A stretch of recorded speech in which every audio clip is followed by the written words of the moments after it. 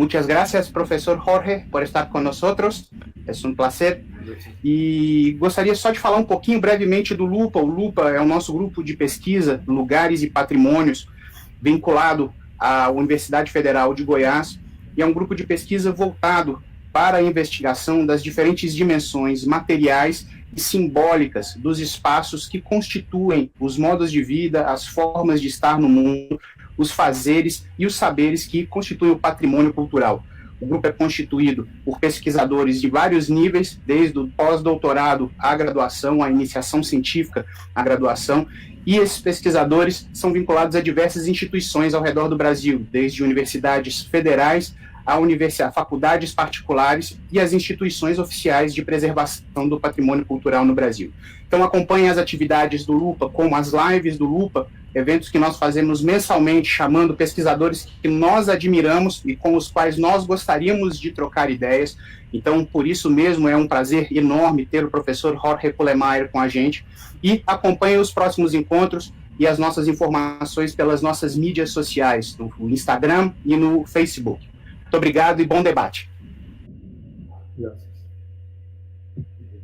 Bien, comienzo entonces. Por favor, bien, profesor. Sí, muchas gracias por la invitación, muchas gracias a todos. Quisiera hoy presentar, hablar un poco sobre la importancia del conocimiento académico y del contexto en el cual se presenta un determinado bien patrimonial en el cual se está haciendo la gestión para el conocimiento del público. El conocimiento académico importa no solamente sobre el bien patrimonial en sí mismo, sino que es importante que desde distintas perspectivas se pueda tejer un puente entre el contexto al cual pertenece el bien patrimonial que es gestionado y el público actual, de forma tal que el conocimiento que tenga, al cual acceda el público, los diversos tipos de públicos, sea integral y logre comprender cuál era la situación a la que corresponde el momento histórico de los bienes patrimoniales que se gestionan. Nosotros, en la actualidad, tenemos una serie de conceptos que se han asociado de manera reiterada a lo que son los bienes patrimoniales. Y yo quisiera ahondar sobre algunos de estos conceptos. En particular, se habla mucho, cuando se habla de patrimonio, se lo relaciona, se lo vincula con el concepto de identidad. Otro concepto que aparece de manera repetida es el de memoria colectiva en general. Otro tema sobre el cual siempre es importante tener una noción es tener en cuenta que a lo largo del tiempo hay cambios en el clima y en el paisaje. Es decir, si nosotros trabajamos sobre un bien patrimonial que en la actualidad está presente en un determinado lugar de la geografía, pero ese bien patrimonial cultural corresponde a una época lejana en el tiempo, tenemos que saber que en ese tiempo, a lo largo de ese tiempo, han habido cambios en el clima y en el paisaje. Un aspecto muy importante sobre el cual me voy a explayar bastante es el significado, la influencia de la tecnología que marca, que caracteriza a cada época. Cada época está marcada, caracterizada por un conjunto de tecnologías que tienen determinadas particularidades y que han marcado. Nosotros en estos momentos tenemos como sociedad a nivel global, la tecnología de Internet, que nos permite, por ejemplo, hacer este diálogo para las relaciones humanas. Pero en el pasado también hubo otras tecnologías que han tenido mucha importancia para las formas de vida de las distintas sociedades. Bueno, también hay cambios en la dinámica laboral, el trabajo, los distintos tipos de trabajo, las posibilidades, y obviamente que eso también tiene influencia en los estilos de vida. Por lo tanto, es importante tener en cuenta todos esos conceptos, incluyendo, por ejemplo, los de propiedad pública y propiedad privada, que determinan en nuestra sociedad, en nuestro tiempo, la gestión patrimonial, y que cada uno de estos conceptos tiene distintas acepciones que muchas veces conviven, son contrapuestas, a veces imprecisas, dependen de los sectores de la sociedad que las construyen y las utilizan, las vinculaciones de estos conceptos que tienen mucha importancia en la organización de la sociedad. Por ejemplo, memoria, identidad, propiedad y demás. En primer término me gustaría hablar sobre el concepto de identidad tal cual como se entiende con frecuencia en muchos ámbitos en el presente. Y voy a historizar un poco lo que ha sido del concepto. Todos los conceptos tienen unas características particulares según la época, según los sectores de la sociedad que se van utilizando. Pero al cabo de la Segunda Guerra Mundial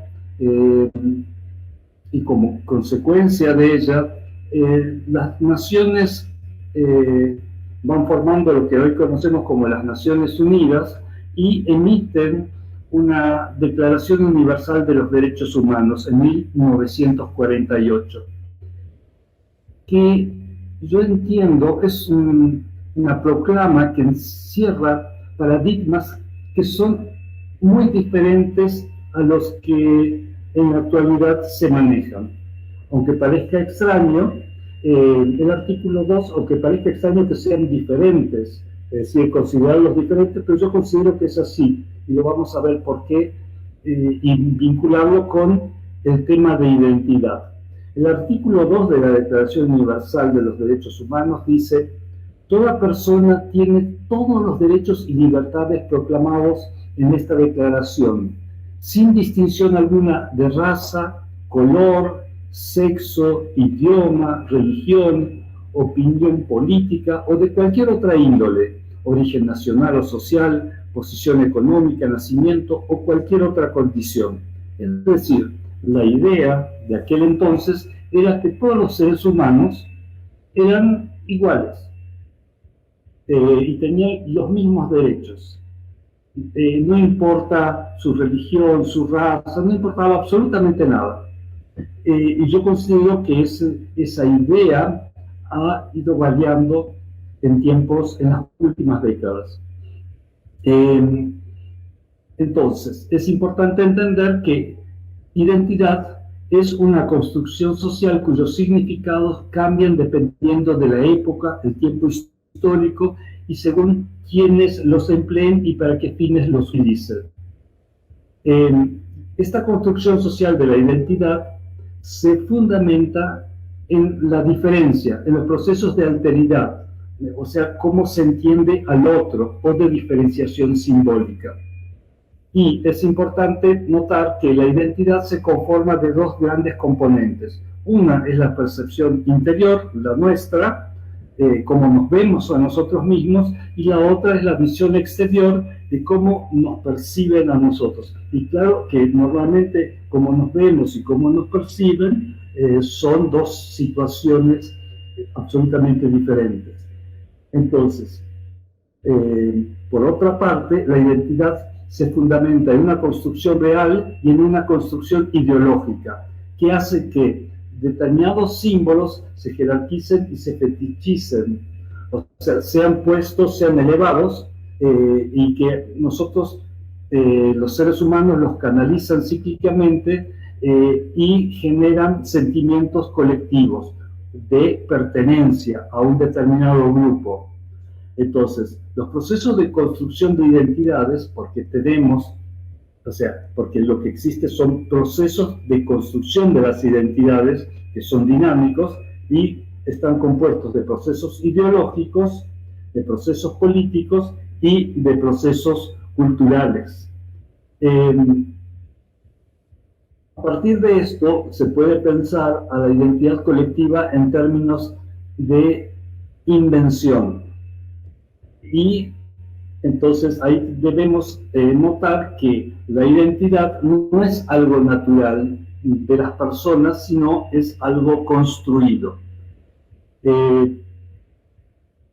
Un autor, un sociólogo de renombre en Argentina, dice que la identidad nunca es pura ni natural, se construye y modifica permanentemente en la interacción de los sujetos con nosotros y con el mundo.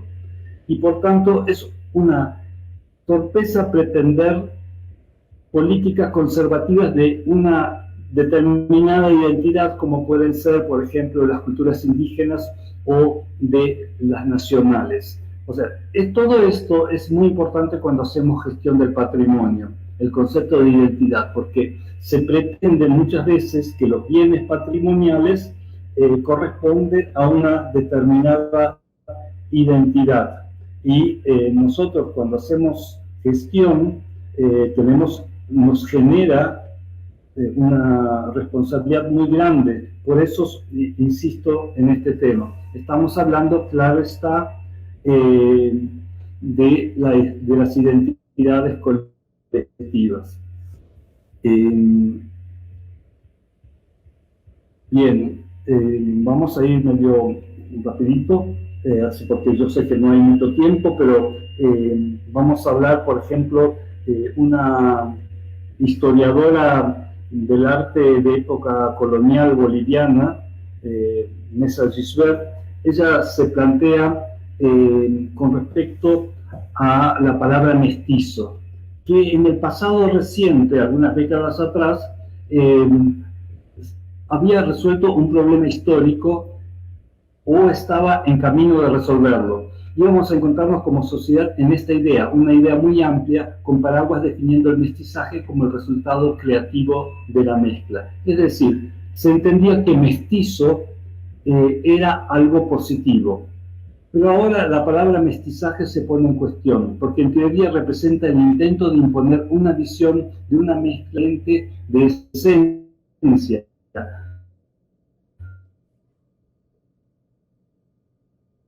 Una mezcla informe de todo está disfrazando la realidad compleja y múltiple de lo que en Bolivia definimos como la suma de las naciones indígenas y el Estado plurinacional, en el que formal y oficialmente se ha convertido la nación en una nación de naciones, sustituyendo el concepto de república por el concepto de Estado plurinacional. Entonces, como les decía, la intención es demostrar cómo han ido cambiando el concepto de identidad y de las concepciones en general de las formas de vida en sociedad en las últimas décadas y cómo eso ha repercutido en relación al concepto de patrimonio.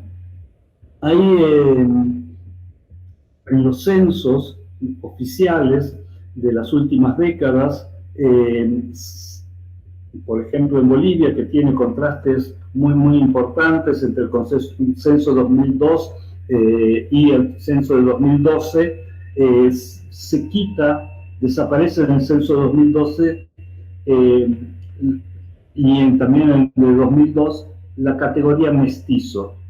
Entonces, algunos autores como Xavier Albó hablan de mesticidio estadístico.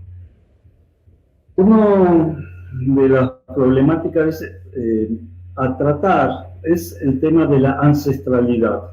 siempre se habla en términos de ancestral, lo cual, en vinculación a lo que es patrimonio, se lo utiliza con frecuencia dicho concepto, entendiendo que hay una tradición que es continua en el tiempo.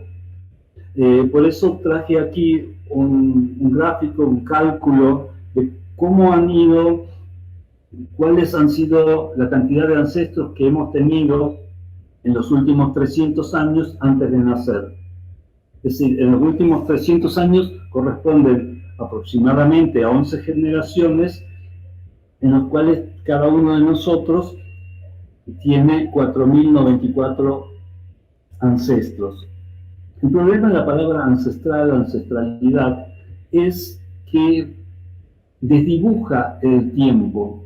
No se sabe exactamente a qué corresponde, si corresponde a una persona, a un grupo humano de hace 100, 200, 300, 1000 años. Hablar de costumbres ancestrales, tradiciones ancestrales, desde el punto de vista de las historias o de las ciencias sociales que estudian el pasado, es una herramienta poco práctica o poco utilizable. Una de las cuestiones, ¿de dónde viene este volcamiento, este cambio en el tema de la identidad? Y bueno, hay toda una serie de autores que lo asocian con el neoliberalismo, que un poco trata de replicar la forma de organización que hay, por ejemplo, en los Estados Unidos, y para que la adopten otros países. Y esto pareciera ser así si vemos, por ejemplo, las características de los cambios constitucionales que se producen en muchos países de Latinoamérica a partir de fines de la década de los 80 del siglo pasado. Y vemos que prácticamente todos los países han tenido cambios constitucionales. En el caso de Brasil en 1988, con una definición muy interesante de lo que es patrimonio.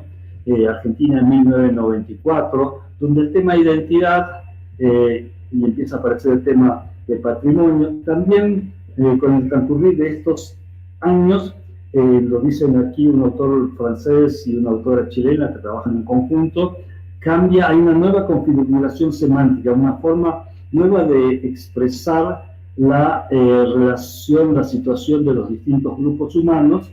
Y nosotros teníamos, antes de este cambio que yo considero notable en la configuración ideológico-política de la sociedad en nuestros países, que antes decíamos, bueno, todos los argentinos somos iguales, vamos a ser una nación más o menos uniforme. Por eso hablan de un volcamiento del monoculturalismo. Se hablaba de crisol de razas, o sea, donde todas las razas, los grupos humanos se mezclaban, y en cambio el neoliberalismo propone el multiculturalismo, caracterizado por la diversidad. Que la política se encargaba de traducir desigualdades sociales y económicas en términos de diferencias étnico-culturales. Si nosotros vemos los distintos grupos étnicos, se caracterizan por una determinada situación social y económica, o se caracterizarían. Entonces se adscriben determinadas habilidades, capacidades, según los grupos étnicos, y bueno, y se establecen determinados tipos de relaciones entre los distintos grupos que integran la sociedad, entre los cuales se trata de marcar diferencias. Al contrario que lo que ocurría en el pasado, en que se tendía en todos nuestros países a buscar la uniformidad en torno a parámetros nacionales. He de señalar que el caso Argentina y el caso Brasil son marcadamente diferentes, tienen historias, trayectorias particulares diferentes, tienen muchas cosas en común también, y también otra cosa que deseo marcar, que no es lo mismo un grupo étnico cualquiera que sea, de características sedentarias, que otro grupo nómades. Tienen un montón de situaciones y vínculos con los otros sectores de la sociedad que los hacen marcadamente diferentes.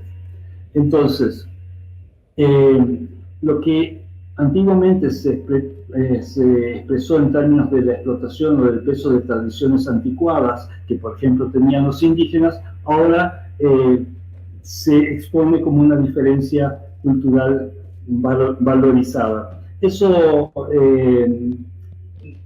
hay quiebres muy fuertes dependiendo, en el contexto del neoliberalismo, dependiendo mucho de las tendencias de nuestros países, de las tendencias políticas, y un cambio muy fuerte lo marca, por ejemplo, en Brasil, la llegada y las actividades de Bolsonaro. En la práctica, toda la estrategia en nombre de la preservación y el buen vivir parece terminar en postergación. Los reclamos por las diversas formas de propiedad patrimonial por parte de los sectores de las comunidades locales termina muchas veces, y al menos en parte, siendo funcional a esta ideología sistema. O sea, cuando en el territorio, y lo vemos ahora con el coronavirus, no hay unidades de terapia intensiva, allí mueren las palabras y las personas. Cuando no hay conexión a trenes ni a internet, y cuando falta la infraestructura, de poco vale esa diferenciación cultural valorizada. Entonces, muchas veces se pretende que las comunidades tendrían ataduras primordiales, es decir, que no cambian a lo largo del tiempo y se estructuran de esa manera, y de esa forma estaría organizada la sociedad, sin tener en cuenta los cambios que van ocurriendo a lo largo del tiempo,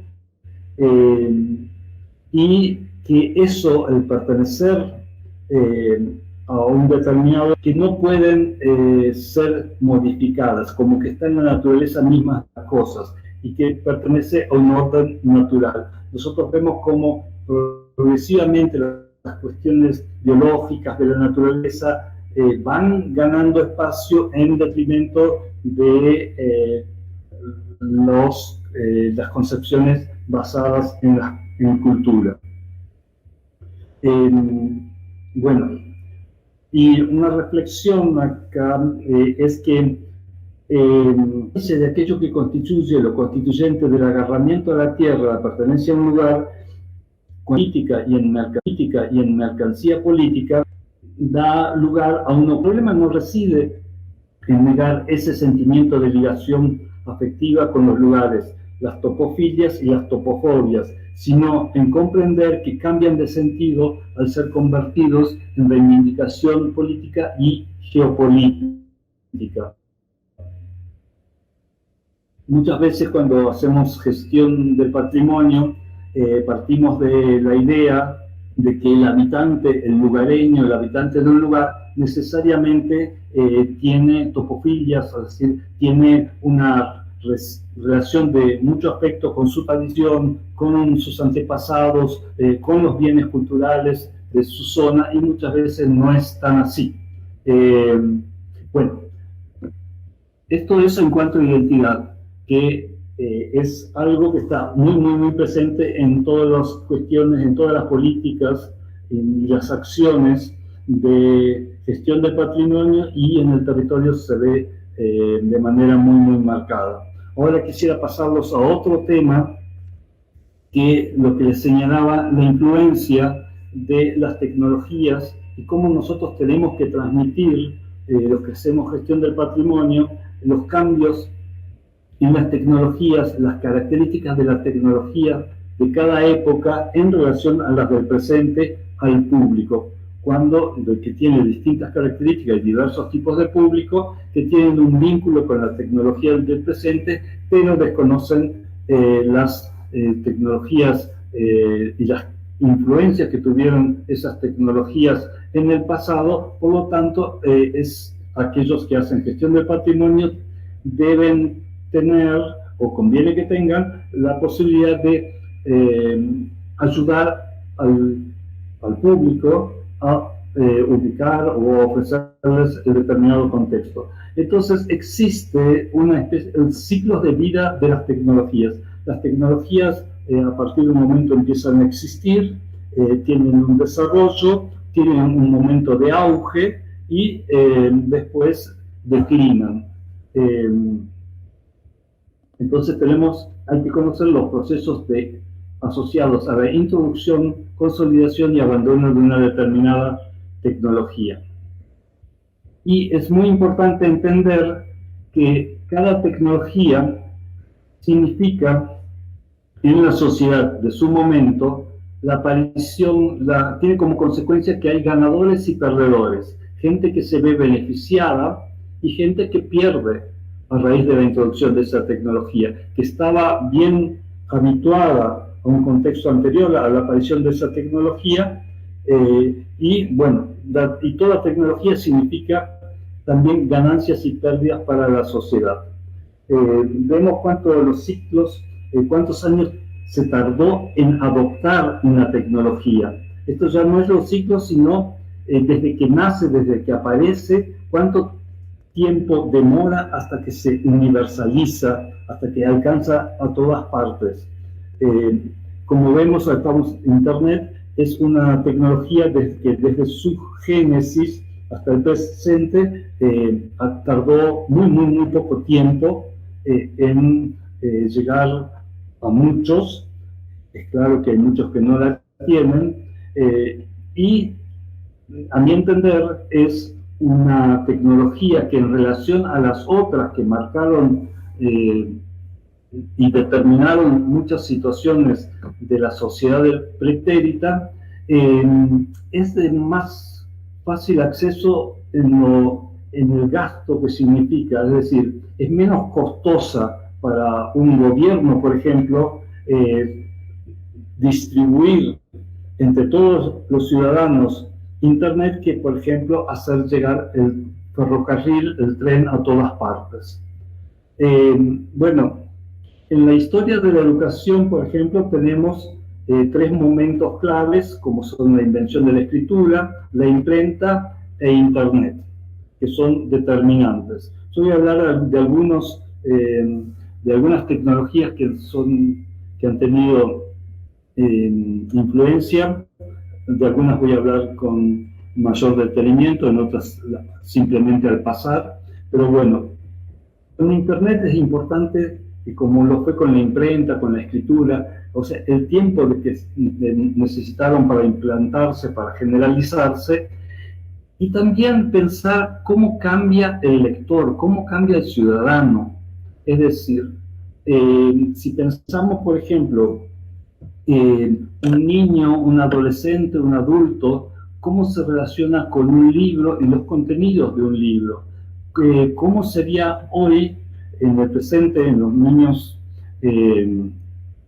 que son nativos digitales, que han nacido en la era digital, las fantasías o las características de una obra, como puede ser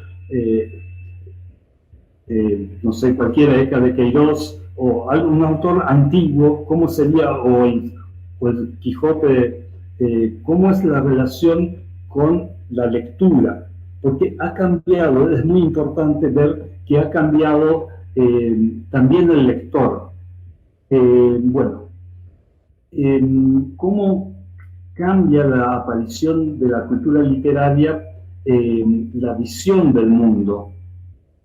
Y entonces, como en el pasado, antes de la escritura, el lector, el ciudadano, el ser humano, no tenía otra visión más que aquella realidad que él mismo le tocaba vivir. En cambio, a través de la lectura se conservan informaciones y es una memoria, es una fantasía, tienen por separado por separado de esa persona, de las vivencias de cada una de esas personas.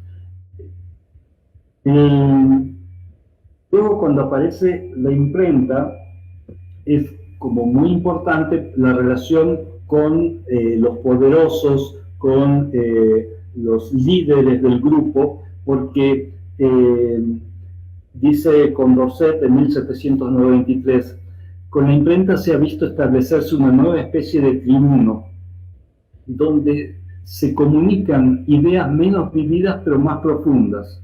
Es decir, los seres humanos tienen la posibilidad de reflexionar sobre esas ideas y no es simplemente alguien que desde la oralidad las comunica. Entonces, dice Condorcet, desde la cual se ejerce un dominio menos tiránico sobre las pasiones y se obtiene así, no obstante, un poder más seguro y duradero sobre la razón, donde toda la ventaja es para la verdad, porque lo que el arte perdió para seducir, lo ha ganado sobre los medios de esclarecer. Y esto es importante que lo veamos en relación a lo que nos pasa ahora, o lo que nos pasaba hace 10 años con Internet, y todo lo que creíamos que podía servir Internet para democratizar y para avanzar en nuestra sociedad. Bueno, cuando aparece la imprenta hay una serie de personas notables, como acá se da un ejemplo, el duque de Urbino, que no querían que haya libros impresos, lo veían como algo, como profanar la entidad, la importancia de lo que era el libro. Y es interesante nosotros que ahora vivimos como una transición. Nosotros, cuando tenemos a los profesores en la universidad, todas las tecnologías arrastran cuestiones del pasado al principio. Vamos a ver, por ejemplo, los automóviles se parecen mucho a los carruajes tirados por caballos en un principio. En general vemos así, por ejemplo, que el cine queda adherido o queda al teatro. Las primeras fotografías tienen que ver con la pintura. Y nosotros ahora, cuando damos clase, los profesores, por Zoom o lo que fuese, tenemos libros detrás, libros físicos, que es como que esos libros físicos respaldan nuestro saber, o significan como, hablan de nuestro rol como educadores, como y la relación con los alumnos. En realidad, lo que tenemos en la práctica, cuando hacemos investigación o hacemos educación, tenemos un montón de archivos en PDF. Y bueno, por eso es importante tratar de reflexionar en lo que fue sucediendo a lo largo de la tecnología con lo que nos sucede como sociedad en la actualidad. Ricoeur decía que gracias a la escritura que el hombre cuenta con un mundo y no con una situación.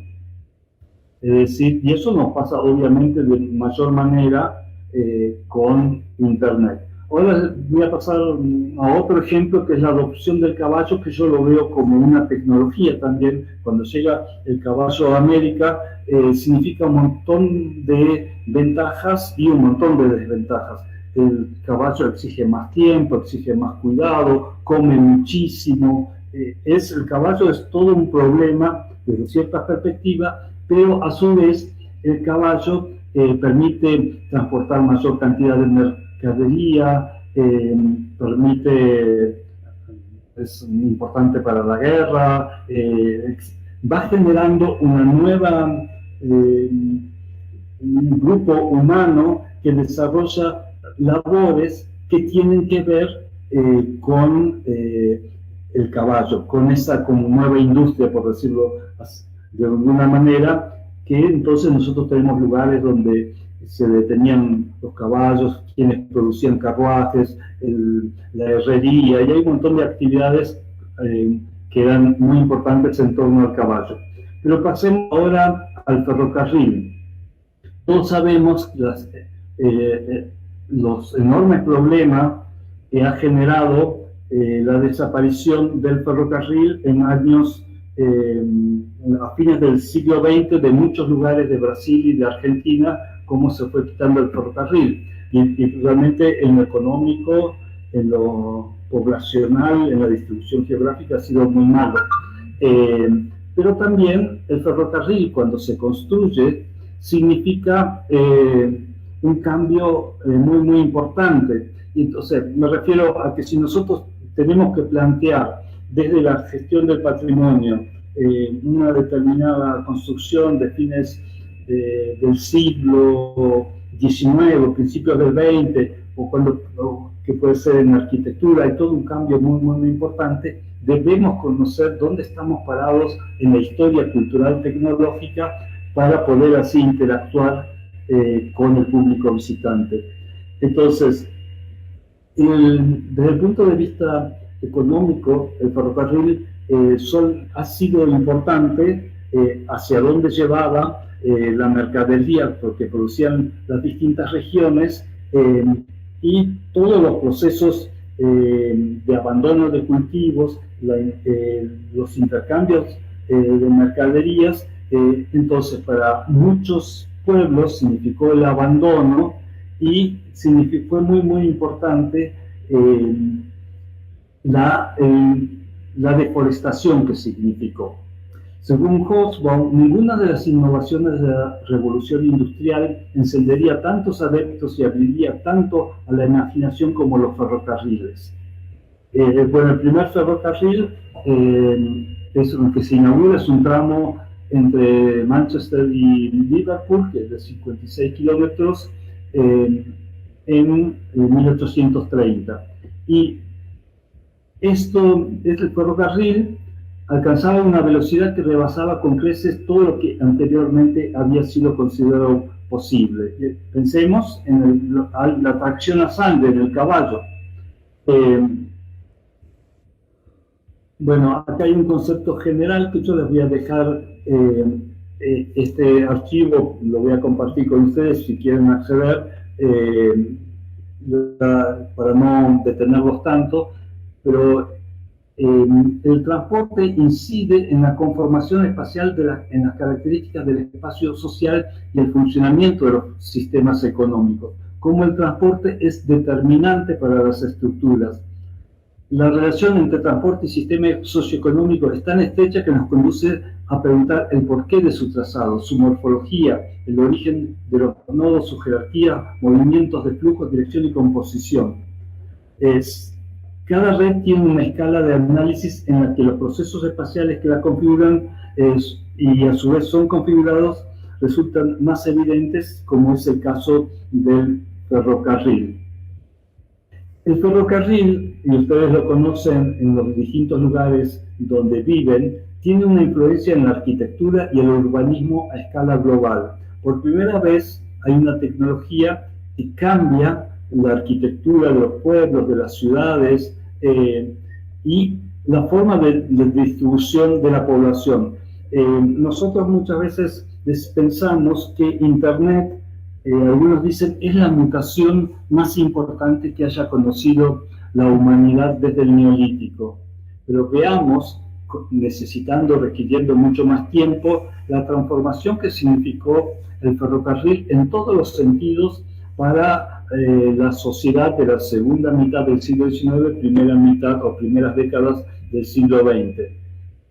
Así, por ejemplo, el ferrocarril obligó a una vinculación cada vez más estricta con el reloj. Antes del ferrocarril en Francia, cada ciudad tenía su propia hora, por lo que hubo que unificar.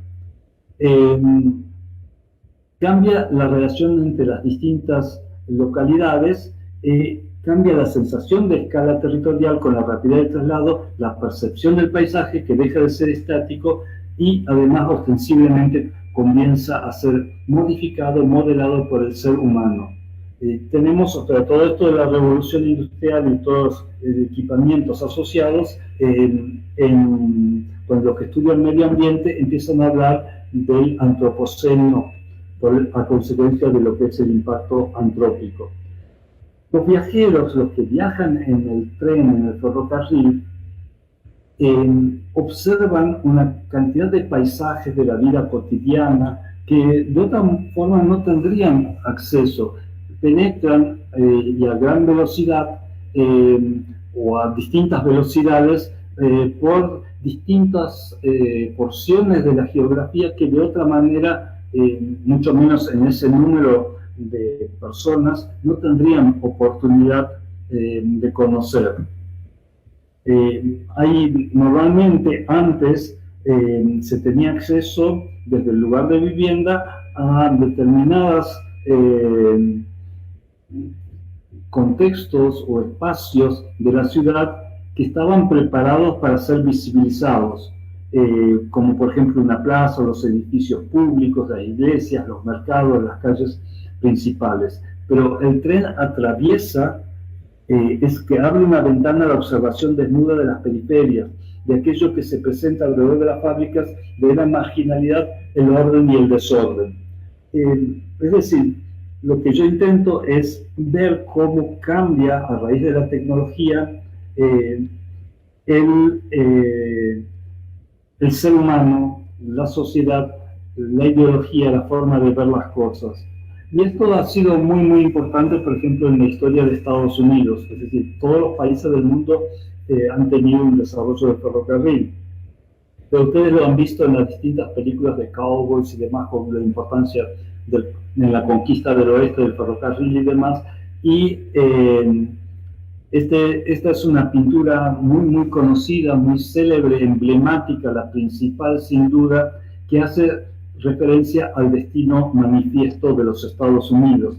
Una mujer angelical, que sería Columbia, que es una personificación del siglo XIX de los Estados Unidos, lleva la luz de la civilización hacia el oeste junto a los colonizadores. Es decir, lleva el progreso, lo que se consideraba el progreso, lo que se consideraba la civilización, tendiendo líneas telegráficas y de ferrocarril mientras viaja. Es decir, ella lleva esa idea, ese concepto, lo que se llama el destino manifiesto, en el caso de Estados Unidos, y que está representado por las líneas telegráficas en la oscuridad hacia el incivilizado oeste. Entonces, ¿cómo era una cuestión ideológica? Volviendo a Hobsbawm, él dice que las palabras son testigos que a menudo hablan más alto que los documentos.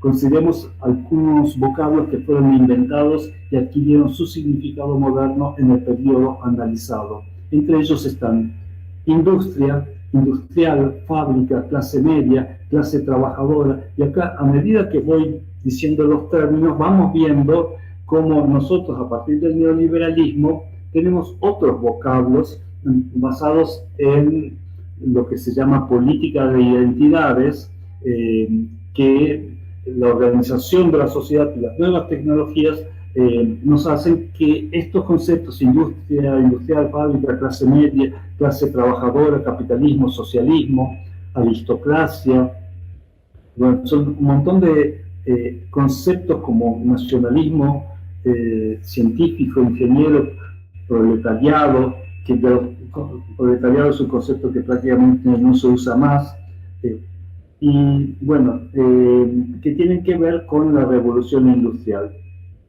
Imaginar el mundo moderno sin estas palabras, es decir, sin las cosas y los conceptos a los que dan nombre, es medir la profundidad de la revolución producida entre 1789 y 1848, que supuso la mayor de la transformación de la historia humana desde los remotos tiempos en los que los hombres inventaron la agricultura, la metalurgia, la escritura, la ciudad y el Estado. Y ustedes entonces ven como aquello que se endilga, que se asigna a la actual digamos, cambio que significa Internet, el uso de las redes, ya en el pasado se vinculaba con la revolución industrial por sus alcances.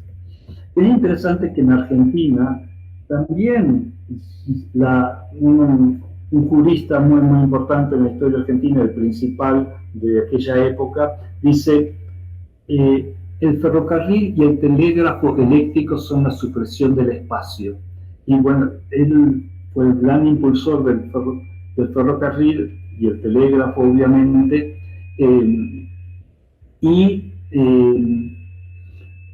nosotros vemos que es idéntico a lo que se pensaba en Estados Unidos. Viene a ser como el espíritu de la época a través de los cuales se construyó la idea de, en el caso de Argentina, de argentinidad, la idea de Estado-nación, y que tuvo esos vehículos. Es importante para el caso de Argentina, y yo conozco casos en Brasil que ha sido igual, que cada vez que se construía una traza del ferrocarril, se ofrecía una parte a ambos lados de la vía del ferrocarril, una cantidad de bosques a las empresas constructoras. Pero si nosotros solamente calculamos la cantidad de madera que necesitaba la construcción del ferrocarril en Argentina, el volumen fue el equivalente a 1.370.825 hectáreas de bosque. El ferrocarril significó una deforestación enorme para todos estos países, para nuestros países, para Brasil, para Argentina. Es decir, es uno de los impactos negativos que ha tenido al momento de su construcción, su implementación. Es decir, no solamente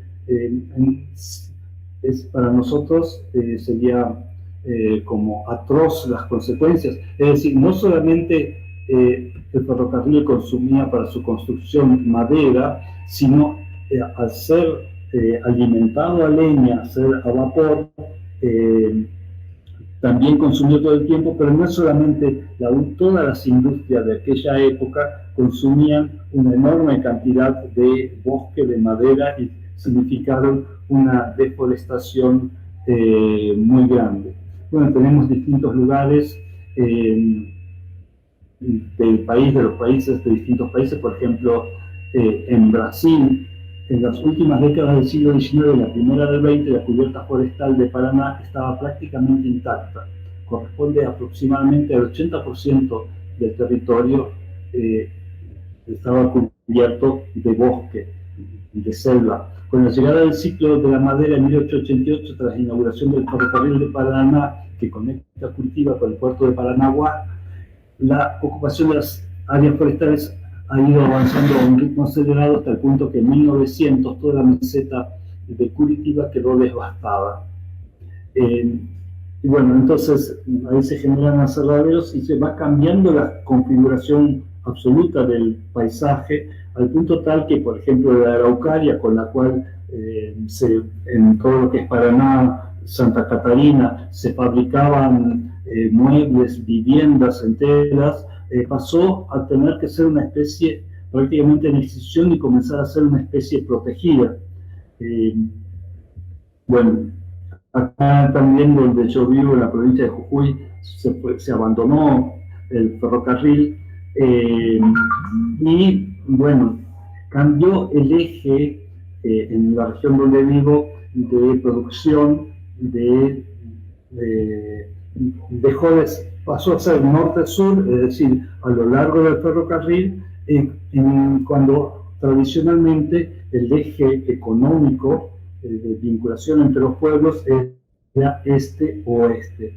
Bueno, paso un poco a la fotografía para dar, por ejemplo, así brevemente, el cambio que significó la fotografía para la gente, a partir de 1839 en adelante, con la aparición del daguerrotipo. y todas las reacciones negativas que hubo en relación a la fotografía, cómo fue evolucionando y el protagonismo que tuvo en la sociedad. Y los distintos usos que ha tenido como documento histórico, social, familiar, la fotografía. Y bueno, para ir cerrando, en realidad, nos podemos extender otro concepto muy, muy importante que se asocia con la gestión patrimonial, es el de memoria, la memoria colectiva. Y bueno, muchos autores han visto que el problema de la memoria es que necesariamente es una selección y es un terreno resbaladizo. Manuelina Duarte Cândido, que es una brasileña, dice: no hay manera de considerar al accionar de los museos como universal o territorio de iguales. Incluso cuando se integran nuevos temas o se amplía el espectro de la comunidad que participa de una u otra manera en sus presentaciones. Las comunidades son en realidad diversas y el museo no lo es. Trata con uno o con múltiples recuerdos e identidades a menudo en conflicto. El respeto a la diversidad tampoco significa suponer que las diversas identidades seleccionadas, sumadas, representen la integridad. Los museos son fragmentos, pistas de las cuales los individuos son provocados a pensar y construir sus propias interpretaciones del mundo que los rodea. O sea, el uso de la memoria tiene que ver con el ejercicio del poder o la falta de poder, la llamada memoria. Y la memoria es un terreno de gran inestabilidad que, bueno, en hablar en nombre de una memoria colectiva muchas veces no es pertinente. Me gustaría cerrar acá y así podemos abrir un espacio de diálogo, de debate y conocernos un poco. Luego de haber mencionado todas estas cosas, incluso el tema del cambio, el tema de la identidad. Acá vemos que el concepto de familia que existía hace 100 años o de las últimas décadas ha ido cambiando. Toda la base estructural de hombre, mujer, todos estos conceptos son dinámicos y es importante ubicar a los distintos tipos de público en su contexto. Distintos tipos de público, por ejemplo, esta es una foto del año pasado en Argentina. Esto también es parte del público, gente que vive en este tipo de lugares, que transita estas cuadras, estas calles. Pero bueno, los dejo para que podamos hacer el debate. Adelante, José. Jorge, muchísimas gracias. Maravilloso. Siempre bueno unirte.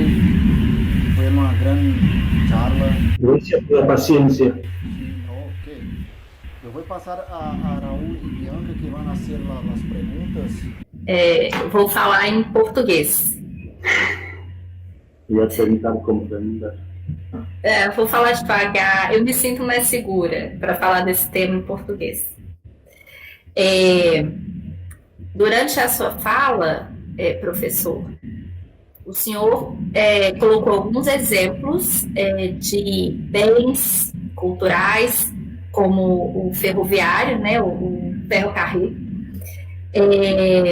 Falou da fotografia e de alguns outros de situações, bens e aspectos culturais e dos seus contextos socioeconômicos de produção, dos conflitos que eles estavam imersos ali, né, das situações de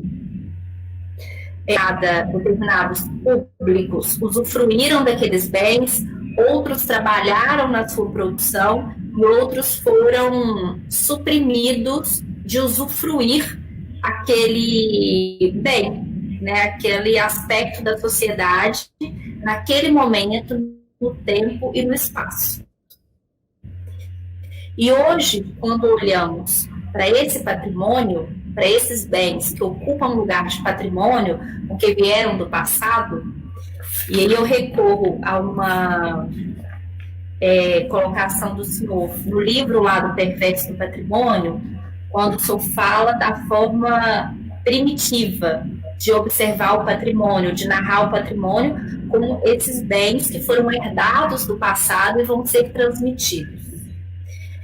Uma definição, uma categoria aí dentro do conceito, né, de patrimônio, como se todos esses bens tivessem sido herdados de um passado pacífico, bonito, onde todo mundo podia usufruir daquilo da forma que os observamos.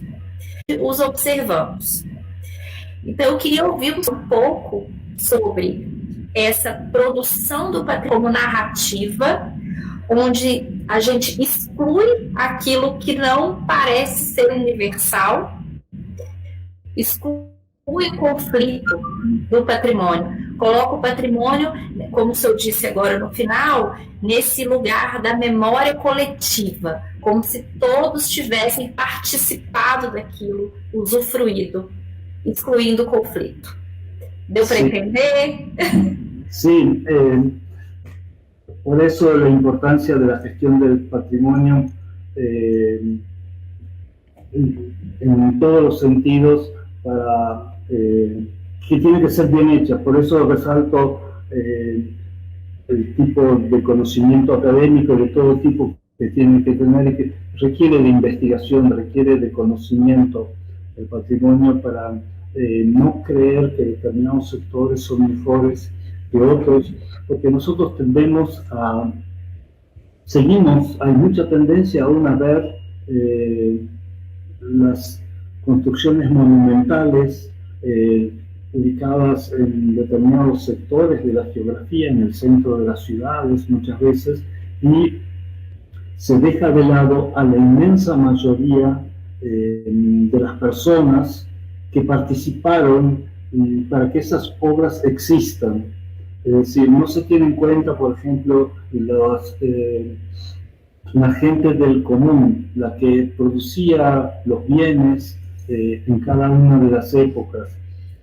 Entonces, se produce en general muchas veces una visión muy sesgada de lo que es, y se tiende a ofrecer en base a intereses que sean conscientes o muchas veces incluso inconscientes, una visión sesgada del pasado, como tú dices, como si no hubiesen habido conflictos, cuando, si hablamos del pasado, es decir, podemos hacer gestión del patrimonio, a mi entender, en base a elementos del presente. O sea, cualquier elemento cultural puede ser gestionado patrimonialmente y nos permite entender infinidad de conceptos de la economía, de la política. Si nosotros gestionamos este vaso, eso es suficiente para entender algo del comercio, de la tecnología, de las formas de alimentación, de las costumbres.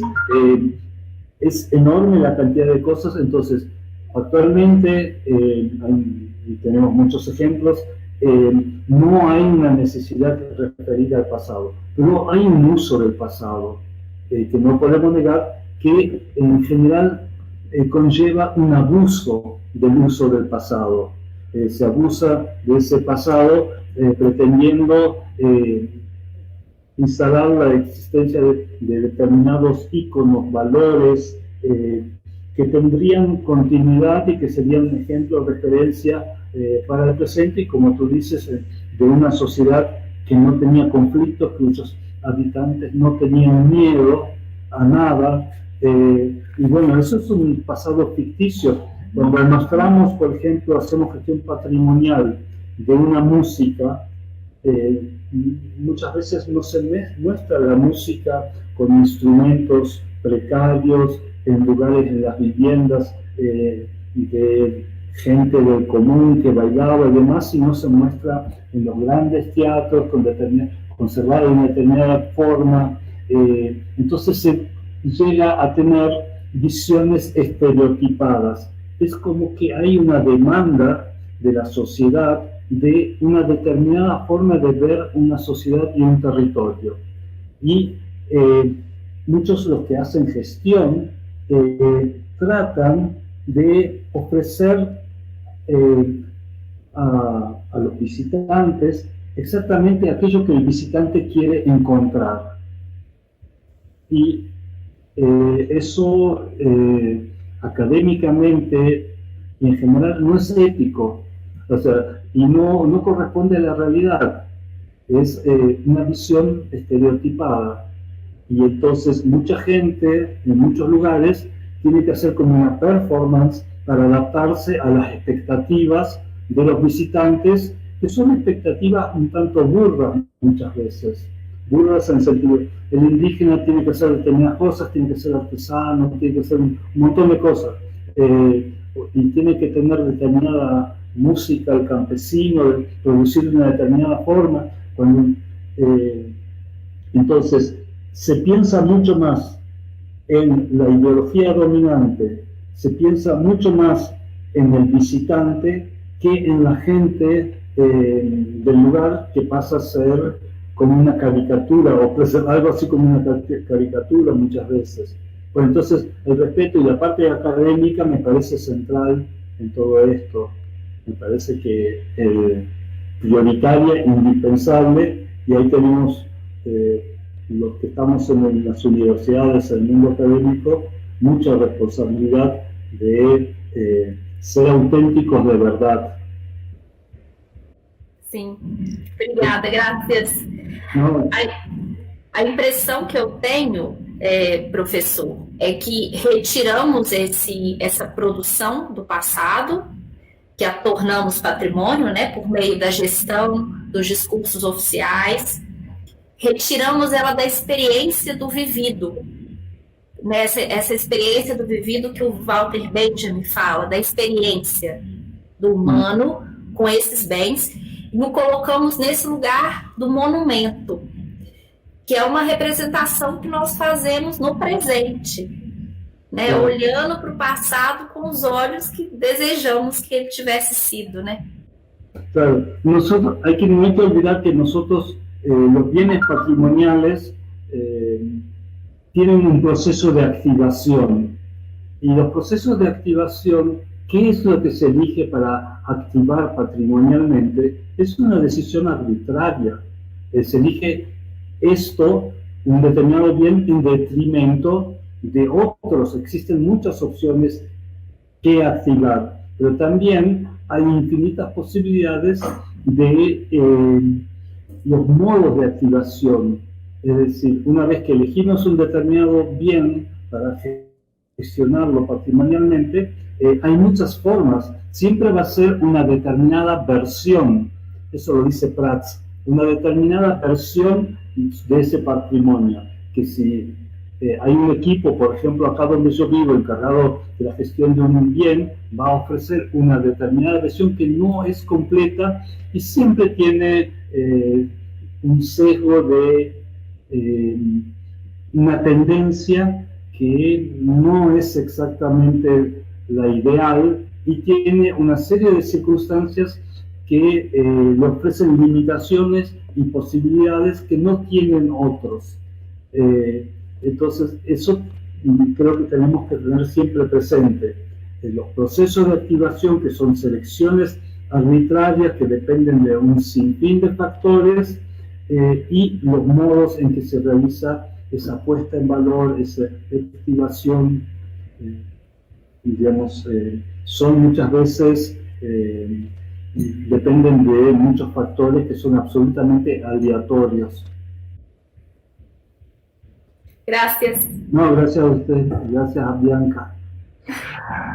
Profesor, me gustaría hacerte una pregunta, por favor. Sí. Es una pregunta relacionada con la anterior. Bueno, una gestión del patrimonio que no sea hecha por sus reales poseedores puede no ser perversa. A ver, ¿quiénes son los poseedores? Es muy difícil decir quiénes son sus reales poseedores. Es posible que eso no exista. Es decir, lo que existe es el patrimonio y pertenece al conjunto de la sociedad. es muy difícil en general decir que un grupo es poseedor, por lo menos determinar que es poseedor. Me parece que hay que dar, digamos, prioridad a la comunidad local. Me parece que los beneficios siempre tienen que estar pensados en favor de la comunidad local. No importa qué composición tenga, no tienen que estar pensados en gente de afuera y de forma tal que la comunidad queda totalmente ajena a la gestión del patrimonio y no lo siente como propio. Una gestión del patrimonio en la que la comunidad lo siente como propio y se siente orgullosa de esos bienes patrimoniales, desarrolla el sentido de pertenencia, esa gestión del patrimonio es exitosa. Ahora bien, si los lugareños, si la comunidad local queda excluida, es un fracaso en materia de gestión patrimonial. Entonces, un tema es los beneficiarios, otro es los dueños. Los dueños, en realidad, no hay forma de demostrar que un grupo de son dueños. Me parece que hay que hablar más de beneficios que de propiedad. Si nosotros organizamos toda la sociedad a nivel global en base a dueños, me parece que es un camino que está mostrando debilidades, problemas, conflictos. Lo ideal es hablar de goce, de beneficios, de disfrute, de desarrollo humano, más que de dueños, a mi entender. Sí. Gracias, muchas gracias. No, de nada, gracias a ti. Obrigado. Jorge. Sí. Há uma pergunta de Hilda Freitas. Entendendo a história como a ciência dos homens no tempo, é uma citação de Mark Bloch, e tendo o patrimônio como uma categoria polissêmica, não há um exagero de potência dessa categoria patrimônio no tempo presente? E isso não favorece na fetichização? No te escucha bien, José. No entendí bien. La categoría polisémica, la concepción polisémica. Não há um exagero de potência de categoria patrimônio em tempo presente. Isso não favorece o fetiche do patrimônio? No favorece el perjuicio. Fetiche, el fetiche. Fetichizar no, a ver, depende cómo lo hagas la gestión. Es decir, si vos lo haces participativo, tenés que la gente participen de manera activa y no lo vean como algo distante, algo lejano, algo que no se puede tocar. Hay muchas formas de realizar de ofrecerle dinamismo y que el público pueda jugar, participar, no necesariamente con el bien patrimonial en sí mismo, sino con los derivados, con las cuestiones históricas, las sensaciones asociadas a ese bien, que muchas veces requiere, por ejemplo, una pintura, puede ser un bien patrimonial, y bueno, no se puede jugar, tocar con eso, pero sí se pueden hacer un montón de actividades didácticas, lúdicas, sin afectar a ese bien patrimonial. Claro que hay que evitar que se transformen en fetiches y si no, como decía, es nuestra obligación ubicarlos en el contexto histórico, social, cultural, tal como realmente ha sido. Y entonces, ningún bien patrimonial merece ser colocada en una escala que desde afuera pueda entenderse como sobrehumana, sino todo lo contrario, hay que ver la parte vital, humana, no fosilizada que tienen todos los bienes de interés patrimonial. Sí, gracias. Hay otra pregunta de Flávia Clausin. ¿Hay un impacto en la comprensión de concepto de patrimonio con la vida virtual de hoy, ya que los cambios de tecnología nos traen nuevas sensibilidades? Sí, estamos ante una situación inédita frente a la cual hay muchas respuestas, pero muy pocas certidumbres. Nosotros estamos en un quiebre, pienso yo, donde la gestión del patrimonio en estos momentos de pandemia y de cuarentena, en muchos países, en la mayoría de los países, tiene que ser absolutamente repensada, y las soluciones, cómo va a ser de aquí a 5 años, realmente es muy difícil de pronosticar. En muchos ámbitos no lo sabemos, pero hay muchas disciplinas, muchos trabajos que tienen que ver la educación, el trabajo social, el patrimonio, todo eso que tiene que ver con públicos y contactos directos, tiene que ser, va a ser repensado, y las nuevas tecnologías ofrecen un sinfín de posibilidades, pero creo que aún no está diseñado, no hay claridad hacia dónde vamos. Las herramientas son enormes, una cantidad infinita de posibilidades que ofrecen las herramientas digitales. Pero yo creo que no estamos sabiendo exactamente cómo va a ser gestionado el patrimonio de aquí en más.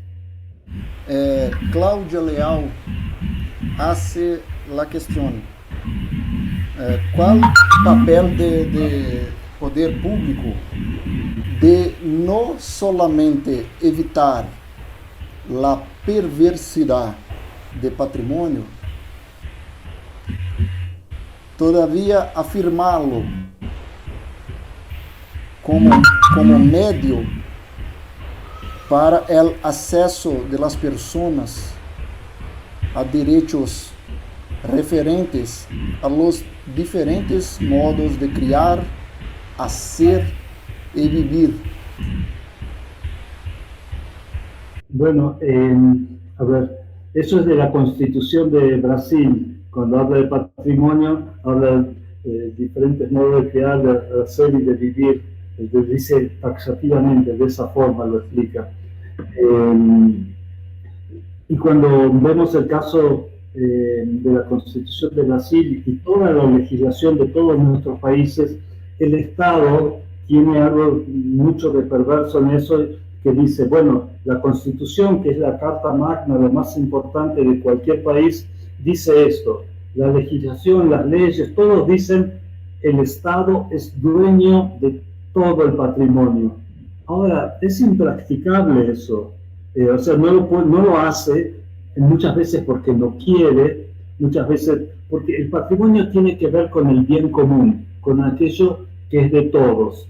Y un Estado individualista, neoliberal, no tiene mucho interés en trabajar aquello que es de todos.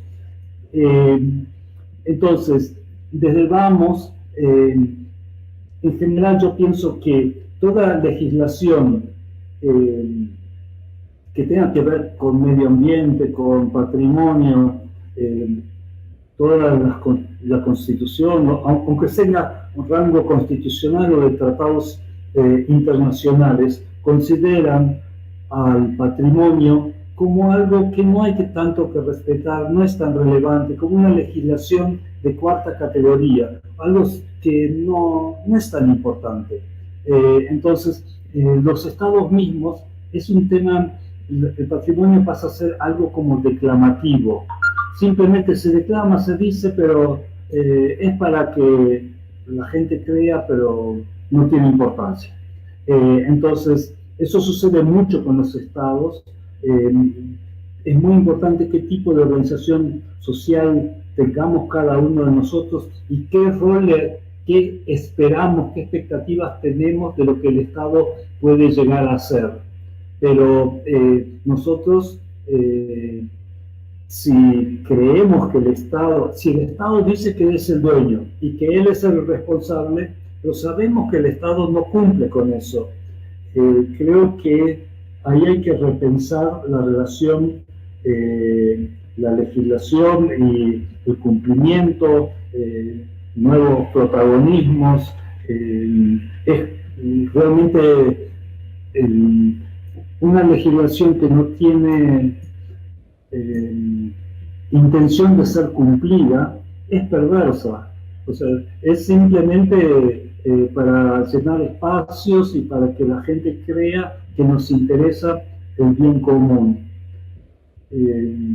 Entonces no da para mucho debate, o sea, nosotros vemos, o sea, que no se cumple y no hay intención de cumplir y que los gobernantes pueden no cumplir con eso.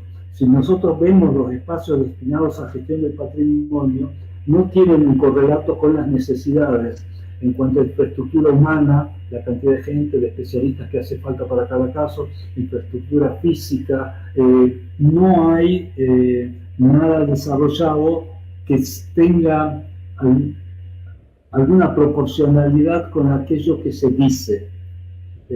Bueno, y por otra parte tenemos que en muchos lugares los políticos, los gobernantes más encumbrados quieren perpetuar su memoria mediante un centro cultural, un museo de enorme envergadura, lo que se llaman las catedrales del nuevo milenio. Y es como los antiguos faraones egipcios quieren hacer su pirámide, ahora hacen museos y centros culturales, o antiguamente las catedrales. Ahí hay un problema en el vínculo con el Estado, donde el tema patrimonio es especialmente perverso. Nos cuesta mucho como sociedad manejar todo aquello que es en beneficio del conjunto de la sociedad, sea patrimonio, justicia, salud, educación. No creemos en nuestras palabras, en nuestros conceptos, o no, la sociedad no cree. Tenemos patrimonio de la humanidad y tenemos indígenas como los Carajá, ¿sí? 4 ejemplos de patrimonio de la humanidad, de biomas o de paisajes. Mi pregunta es, pensando en Brasil principalmente, hay fuego por todo el Pantanal, la Amazônia, Cerrado, y hay grupos indígenas que sufren con fuego.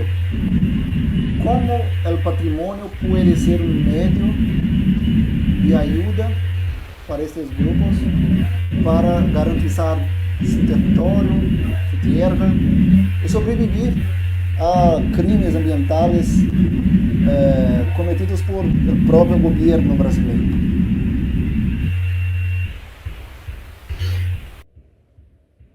Sí, ¿cómo el patrimonio puede ser un medio? O sea, lo que yo decía, la responsabilidad de la gestión del patrimonio es enorme, porque el patrimonio, contando sobre los hechos históricos, los hechos culturales, describiendo, mostrando el presente, es decir, no solamente alcanza con mostrar y con describir, hay que saber mostrar.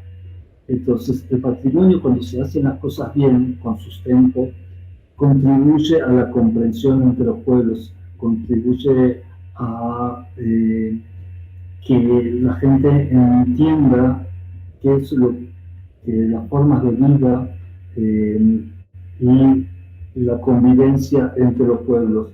O sea, el patrimonio bien llevado adelante es una oportunidad. Ahora bien, si el patrimonio es solamente parte de un discurso si solamente el patrimonio interesa declarar patrimonio de la humanidad para que venga el turismo. El turismo requiere de trabajo en patrimonio que no se hace.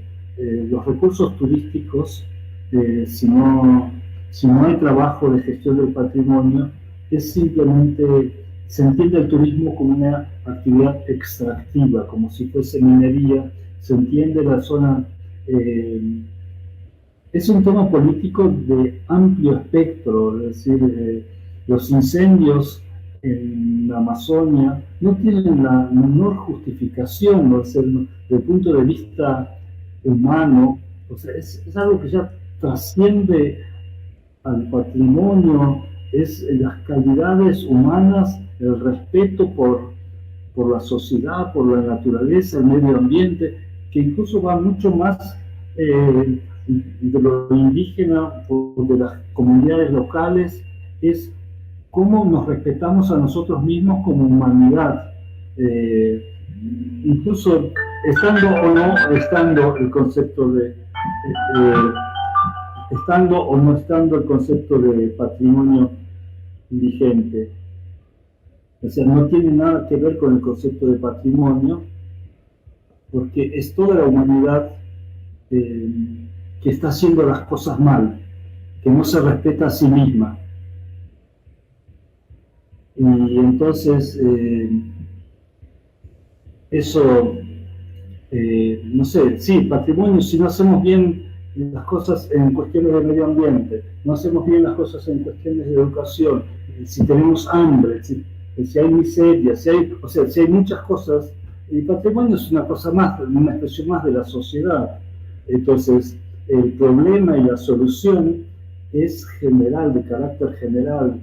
O sea, como cuando hablaba de identidad, proponía no sectorizar. El problema lo tenemos de todos en cuanto a calidad de vida. Y en todos los terrenos, en todos los espacios, en todas las geografías, en todos los ámbitos de acción, tenemos que manejarnos de una manera más inteligente, más humana, que como lo hacemos. El patrimonio es parte de las víctimas al hacer mala gestión del patrimonio o pretender invocar el concepto de patrimonio para desarrollar cuestiones que perjudican al paisaje, a las personas, al medio ambiente. Es un abuso, un mal uso, una malversación del concepto de patrimonio que pierde legitimidad de esa manera. Entonces, por eso tenemos que ver los distintos conceptos de patrimonio que estamos manejando. Pero, insisto, el problema de Amazonia, Quebrada de Humahuaca, todo eso excede al manejo que podamos hacer del patrimonio desde la universidad o desde museos. Es una problemática social, cultural, histórica de amplio espectro, natural. Una del COVID y una política. Sí. Es muy triste, muy grave. Lo de ustedes son dos pandemias y nosotros, no tanto como ustedes, ustedes tienen el 100% de pandemia y nosotros tenemos el 99,999% de pandemia. Eso casi que no hay diferencia entre las pandemias. Estamos en una situación que ojalá que se pueda revertir, ¿no?